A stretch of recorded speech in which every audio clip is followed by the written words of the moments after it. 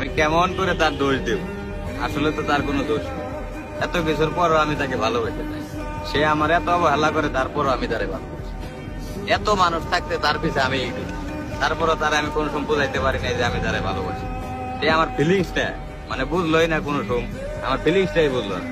তবে বন্ধু, আমি আমার জীবন থেকে একটা জিনিস বুঝলাম, ছেলে হোক বা মেয়ে হোক, তুমি যখন তারে ভালোবাসবা তখন তার র্যাঙ্কিংটা মানে নিজের অনেক হাইলাইটস মনে করে।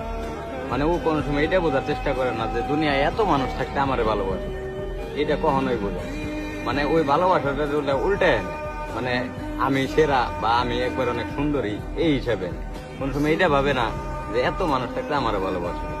ভালোবাসা বন্ধু অন্যরকম জিনিস, সবার দিকে তো আসে। তার দিকে তাকালেই মনে করো শান্তি, তার মুখটা দেখলেই শান্তি। কিন্তু এই ফিলিংসটা আমি কোনোদিন তারে বোঝাইতে পারি না। এত অবহেলা করছে মনে করো, তারপর আমি হের পিছিয়ে গেছি। তাহলে সব মিলে মনে করো যে দোস্ত, আমি হের দোষ দিই, দোষটা আমার। আমি নিজেই মনে করো আমি কষ্ট কিনতেছি।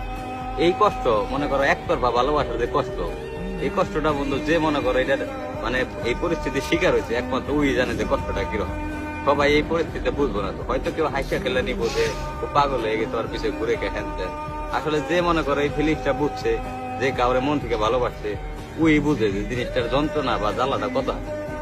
আমি দোয়া করি যে আমার মতে যন্ত্রণায় জানি কেউ না পড়ে। আল্লাহ সবাই রে মানে ভালোবাসা মিলাই দেয়।